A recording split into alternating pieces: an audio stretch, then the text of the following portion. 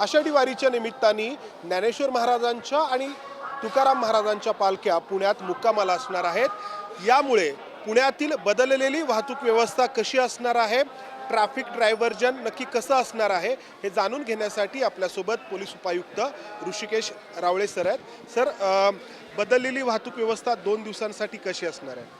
जे आपण बघू शकतात की जो पालखीचा सोहळा आहे, पालखी ज्या प्रकारे विश्रांतवाडीपासून संतती चौकपर्यंत, त्याच्यानंतर फर्ग्युसन कॉलेज रोडवरनं खंडोजी बाबापासून अलका टॉकीजवरनं लक्ष्मी रोडवरनं येतं।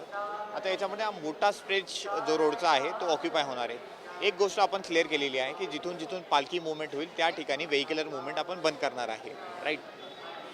त्याच प्रकारे असं पण नाही की खूप आधीपासून आपण बंद करून ठेवतो, जशी जशी पालखी जवळ येईल तसा तसा तो रस्ता बंद करण्यात येत आहे।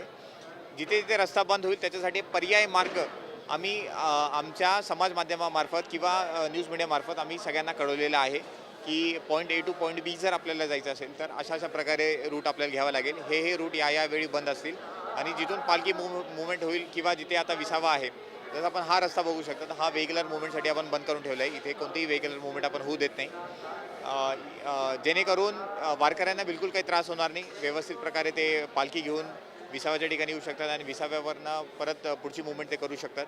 तर ही सगळी व्यवस्थित प्लॅनिंग केलेली आहे। कोणाला कुठे जायचं असेल थोडी नक्कीच वेळाची तसदी होऊच शकते, पण आपण सर्व मिळून इथे पालखी सोहळा साजरा करतोय म्हणून मला नाही वाटत कोणाला याच्यात काही त्रास असणार आहे। तर ऐनवेळी जी परिस्थिती त्या ठिकाणी निर्माण होईल त्या पद्धतीनं पोलिसांचं नियोजन असणार आहे आणि अपेक्षा आहे दरवर्षीप्रमाणे वारकरी देखील नागरिक देखील पोलिसांना सहकार्य करतील। कॅमेरामन अमोल गवळेसह मंदार गोंजारी, एबीपी माझा। एबीपी माझा, उघडा डोळे बघा नीट।